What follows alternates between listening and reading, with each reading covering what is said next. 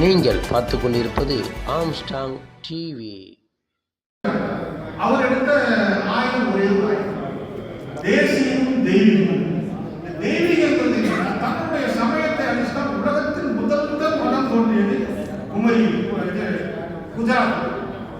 மதங்கள் கட்டமைக்கப்பட்டது நம்முடைய சமயத்தை அடிச்சா உருவாக்கும். முதல் கலப்பினம் இந்தியர்கள் உருவானது ஜெயினிகள். அவங்க தான் ஜெயின் மதம் மகாவீரர் ஆசீர்வாதத்துடைய அழைச்சி 30 ஆண்டுகள் ஜெயின் மதம் உருவாக்கும். அதை தொடர்ந்து புத்தம் வந்து தொடர்ந்து மதங்கள் எல்லாம் யாருடைய கட்டுப்பாட்டில் இருக்கு? பௌத்த மதம் வந்து அவருக்கு போல தலையிலான அந்த ஆளை படைத்தாங்க. 3 மதங்கள் உலக இந்து சபையோட கட்டளை எல்லா சக்தியோட கையில் இந்து மதம் அந்த இந்து மதம் அந்த தோன்றதுக்கு காரணம் நான் வந்து பிப்ரவரி மாதம் கடந்த பிப்ரவரி 24 வந்து உலக தமிழ் மொழிகள் சமயங்கள் மாநில சமய பொருத்தம் நடந்தது. என் கூட பயணித்தவர் யாருனாக்கா திருமாவளவனோட சகோதரி சக்திவேல் முருகன் தமிழ் ஆகா மாறியம் வருகிறார். நமது கனிமொழி கருணாநிதி அவர்கள் சாதி என்ற தீயை பத்த வைத்து விட்டார். தமிழர்கள் அனைவரும் இதனால் ஒன்றுபட வேண்டிய ஒரு சூழ்நிலை உருவாகிவிட்டது. அண்ணன் ராஜாணி அவர்கள் போல இதுல தெலுங்கு கலப்பது தெலுங்கு ஜாதிகள் என்பது பேசுறதுக்கு இடமில்லை. ஏன்னா என்னைக்கு தெலுங்கனிய நம் தமிழ்நாடு எழுத்தமோ அப்பொழுது தெலுங்கு எல்லாமே உள்ள வந்தது. இவர்கள் உள்ளடக்கியது தான் தமிழ்நாடு. அதாவது அண்ணன் சீமான் அவர்கள் கூட பிரிச்சு பார்த்தாங்க. அனைத்தும் தமிழர்கள் என்ற கோணத்தில் தான் நாம் இதை பார்க்க வேண்டும். ஆனால் அண்ணன் அவர்கள் சொன்ன கூட தமிழ்நாட்டை தமிழன் ஆள வேண்டிய நிலை வரும். இந்த நம்ம சொல்ல ஆரம்பிக்கும் போது நம்ம தான் தமிழ்நாட்டின் நிர்வாகி என்பதை தெளிவுபடுத்திக் கொள்ள வேண்டும். அடுத்து சிம்மப்பேரவை தலைவர் ராமசாமி அவர்கள். இன்னைக்கு துணைத் தலைவராக ஐயா ராஜா போன்றவர்கள், அதே போன்று சமுதாயத்தினுடைய ஒரு மகளிரினுடைய ஒரு வீராங்கனையாக விஜய் சந்திரிகா வந்திருக்கார்கள். எல்லா ஆற்றல் வந்து செய்வார்கள். அதே மாதிரி நம்ம இன்னைக்கு ஐயா சிவந்தி ஆதித்தனார், நாம் தமிழர் என்று மாநில தமிழர்களை ஒருங்கிணைத்த தமிழர் தந்தை சீபா ஆதித்தனார், நாமெல்லாம் பெருமையடைகின்ற ஐயா அவருடைய பிறந்தநாள் 89 பிறந்த நாள் விழா. அந்த சிவந்தி ஐயா ஆதித்தனார் மக்களை நினைச்சுதான் தொலைநோக்கு பார்வையில பெருந்தலைவர் மக்கள் கட்சின்னு ஒன்று ஆரம்பிச்சாங்க.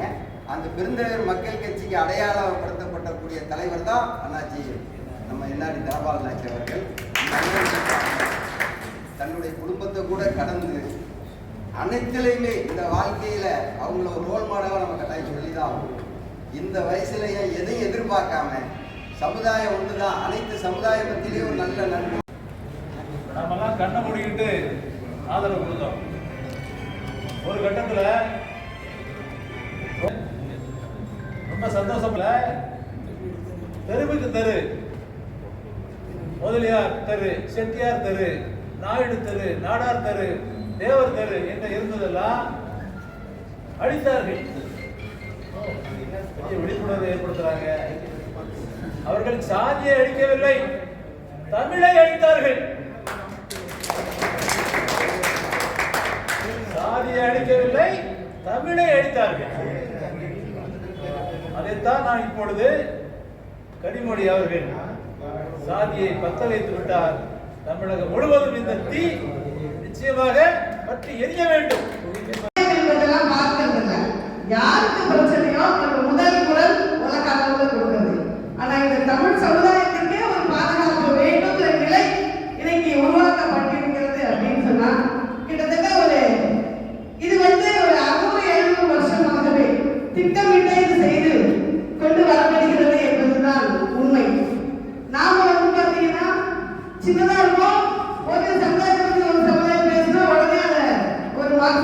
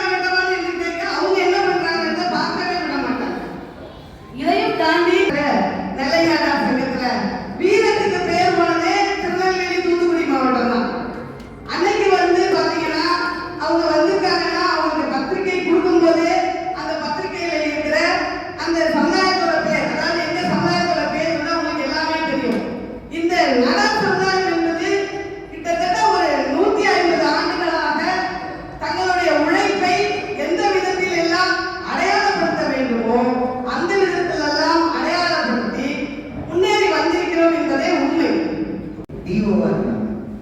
மதுரை டிஸ்ட்ரிக்டில் டிஓவாக இருந்தாங்க திரு ராமானுஜம் அப்படின்னு பேர். அப்போ அந்த சரஸ்வதி பள்ளி ஒன்று இருக்கிறது. அவர் இன்ஸ்ட்ரக்ஷன் போகிறார். அப்பா அங்கே இன்ஸ்ட்ரக்ஷன் போகும்பொழுது ஒரு அதில் ஏற்பட்டு என்னால் இருக்கக்கூடிய எக்ஸ்பிரஸ் அப்பெல்லாம் மதியம் தான் போகும். சென்னையிலேருந்து போகும்போது தனி வச்சு போகும். நான் சின்ன பையன் ஒரு 64 62 ரிமெம்பர் கரெக்ட். அது அந்த சின்ன பையன் மதுரையில் ஒரு நரிமணி பகுதியில். அதாவது எந்த மாதிரி தலைவர்கள் தமிழ்நாட்டில் இருந்தார்கள் என்பதற்கு உதாரணம் சொல்லலாம். பெருமைக்காக சொல்லுவாங்க. நம்ம நிறைய கல்விகள் இன்ஸ்ட்ரக்ஷன் மட்டும் ஒன்று கொடுக்கல. அதாவது என்னன்னா இந்த மாதிரி பள்ளி 4000 குழந்தைகள் படிக்குது, நீங்கள் கொஞ்சம் அடுத்த இன்ஸ்ட்ரக்ஷன் வரும்போது சரி பண்ணுங்க, ஏன்னா இது கொஞ்சம் ஸ்ட்ரக்சரலாக இதாக இருக்குது அப்படின்னு சொல்லி ரிப்போர்ட் கொடுக்குறாரு. அப்போ அமைச்சருக்கு போகுது பாருங்க, நீங்கள் கல்லூரியில் நிறைய தொடர்ந்து சொல்கிறீங்க, மதுரையில் இந்த மாதிரி ஒருத்தர் இருந்து இன்ஸ்ட்ரக்ஷன் ரிப்போர்ட் கொடுக்குறாரு, மூடம்னு சொல்கிறாருன்னு சொன்னாங்க. அப்பா அண்ணாட்டு சேர்த்து மாற்ற வேண்டியிருக்காரு. சொல்லிட்டு பேசிட்டு வந்துட்டாங்க. வேற விஷயம். இப்போ தம்பி சந்திரன் நம்ம சொல்லியிருக்காரு சார். ஒன்னே சார், அடிமொழி ஏன் அப்படி சொன்னாங்கன்னு என்னுடைய கற்பனையா இல்லை என்னுடைய எண்ணமா? அவங்க அப்பா உயிரோடு இருந்தா கண்டிப்பா அவங்க நாடாருன்னு ஒத்துருப்பாங்க. அவங்க அப்பா இல்லை, இப்போ போய் நாடாருன்னு ஒத்துக்கிட்டோம்னா அவங்க அண்ணன் கிட்ட சரியா ஒன்று இருக்காதுன்றதுக்காக மாற்றிருப்பாங்க. இதுதான் உண்மை. ஏன்னா அவங்க வாழல, ஒரு பதவி வேணும், எல்லாமே வேணும். அதுக்காக நாடான்னு சொல்ல வேண்டாமே நான் செய்யலாம். எனக்கு தெரிஞ்சு மந்திரி நான் ஏற்றுக்கக்கூடிய ஒரு மாமனிதன் வெள்ளையங்கிட்ட தான் சார் நான் எழுதுறேன். 35 வருஷத்துடைய நட்பு. அவருடைய அமைப்பு தான் நான் பொதுச் செயலாளராக இருந்தேன். டிஎம் பள்ளியிலிருந்து கடைசியாக பொதுச் செயலாளராக இப்ப சந்திரன் மகாநேரம் இங்கே ஜாதி பற்றி பேசுவார். ஏன்னா அதெல்லாம் இங்கே ஜாபகமே அப்படி பேசி பழக்கமே கிடையாது. ஆனா ஒண்ணு, பொதுவா சவுத்துல இருந்து வந்தவங்க பார்த்தாவே அடையாளம் தெரியும். நீங்கெல்லாம் யாரு நல்லா தெரியும் இல்லையா? உங்க ஸ்லாங் பேச்சில தெரியும். ஆனா எங்களை மாதிரி அப்பாவிங்க மோதியாரு யாதவ் இந்த செட்டியாரு இவங்கெல்லாம் பேசுறது ஒரே தமிழ் தான். இவன் என்ன ஜாதின்னு தெரியாது. பூணூல் போட்டா பாப்பான், கணக்குள்ள சாவுக்கு பண்டாரன்னு சொல்லுவாங்கல்ல, சாவு சங்கூதிக்கு போறாங்க, அவனும் மோதியார் தான். ரவி ராஜாரியாக இருக்கட்டும், மருத்துவர் ஐயாவாக இருக்கட்டும், எல்லாம் மிக சிறப்பான ஆழமான கருத்துக்களை எடுத்துரைத்தார்கள். மிக நல்ல நல்ல விஷயங்களை சொன்னாங்க. தமிழ் சமுதாய ஒற்றுமை நிச்சயம் தேவை. அதாவது தமிழர்கள் எல்லாம் ஒன்றுபட வேண்டும். அப்படி ஒன்றுபட்டால்தான் தமிழகத்தில் தமிழர்கள் ஆட்சி செய்ய முடியும். தமிழ்நாட்டில் தமிழர்கள் ஆட்சி செய்தால்தான் தமிழ் சமுதாயம் வாழும் அப்படின்ற நிலை தற்போது ஏற்பட்டிருக்கிறது. அதற்கு நடைபெறுகிறது.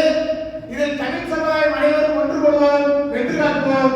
நிகழ்ச்சிக்கு அறிவித்திருக்கிற நமது அண்ணாச்சி பெருந்தலைவர் மக்கள் கட்சி தலைவர் என்ஆர்டி தனபால் அவர்களுக்கும் மற்ற அனைவருக்கும் மீனவர்களை விடைபெறுகிறேன். பேரவை என்ற ஒரு அமைப்பு வச்சிருந்தார். பிறகு பாட்டாளி மக்கள் கட்சி என்று உருவாக்கினார். அதற்கு பிறகு சமநீதி பேரவை வந்து உருவாக்கினார். அந்த சமநீதி பேரவை யார் தலைவர் என்றால் டாக்டர் ராஜாராம் அவர்கள் தலைவர். பொதுச் செயலாளர் டாக்டர் சீதாராமன் அவர்கள் பொதுச் செயலாளர். ஆகவே பொருளாளர் யார் என்றால் டாக்டர் பாலசுப்ரமணியன் பாலசுப்ரமணியன் கவுண்டர். நான் அதுக்கு குறைக்கிறது. ஒவ்வொரு ஆண்டும் நாங்கள் கூடுவோம். அத்தனை சமுதாய தலைவர்கள் வருவார்கள். கிட்டத்தட்ட ஒரு 200 பேருக்கு மேல வேறு வேறு ஜாதிகள் வருவார்கள். அவர்கள் குறிப்பாக தேர்தல் 2026 வரப்போகிற 2024 தமிழகத்தில் முக்கியமான பாதையில் போட்டி நடைபெறும். அது மட்டுமல்ல, மாநாடுகள் நடைபெறும். அவர்கள் ராமதாசன் சொல்லுவார்கள், நாம் எல்லோரும் ஒன்றாக இணைந்து ஒன்றாக வாழ்வோம், ஒன்றாக அரசாங்கத்தில் சீட்டு வாங்குவோம், நாம் பிரித்துக் கொள்வோம் என்று. ஆனால் சரியாக தேர்தல் நேரத்திலே அவர்தான் போய் பேசுவார், அவர்தான் நெகோசியேஷன் பண்ணுவார். நம்மளெல்லாம் மந்திரம் கொண்டு கொள்ளப்பட்டு விடுவார். ஜாதியும் மேம்படுத்தினார். இன்றைய அரசியல் இவர் அப்படியே தன் அடையாளமாக கருதுவது போல் தமிழர்கள் அனைவரும் தன் பெயருக்கு முன்னால் தந்தை பெயரும் தன் பெயருக்கு பின்னால் தாயின் அடையாளமாக தாய்மொழியை ஜாதியின் பெயரை போட்டுக்கொள்ள இந்த கூட்டம் முடிவெடுக்கின்றது. பள்ளிகள் மற்றும் கல்லூரிகள் போன்ற கல்வி நிறுவனங்களில் தமிழ் சாதிகளின் பெயர் தாங்கி நிற்பதை அழிக்க நினைக்கின்றார்கள். அதற்கு தமிழ் சமுதாய பாதுகாப்பு இயக்கம் கடும் கண்டனத்தையும் எதிர்ப்பையும் தெரிவித்துக் கொள்கின்றது. தமிழ் சமுதாயத்தை ஒன்றுபடுத்த வெகு விரைவில் தமிழ் அழிப்பு தமிழ் ஒழிப்பு அழிப்பு மாநாடு தமிழ் ஒழிப்பதை தமிழை ஒழிப்பதை அழிக்கும் மாநாடாக அனைத்து சமுதாய தலைவர்களை ஒன்றிணைந்து வெகு விரைவில் மாநாடு நடத்த இந்த கூட்டம் தீர்மானிக்கின்றது. தமிழர்களுக்கு மட்டுமே வாக்களிக்க வேண்டும், அவர்களை வெற்றி பெற செய்ய வேண்டும். தமிழர்கள் நினைத்தால் நடத்தி காட்டுவார்கள் என்பதை இந்த கூட்டம் நிறைவேற்றுகிறது. இந்த கூட்டம் அடுத்த கட்டமாக ஒவ்வொரு மாவட்டமாக அந்த தமிழ் சாதிகளை அடையாளம் கண்டு கூட்டம் நடத்தி வருகின்ற சித்திரை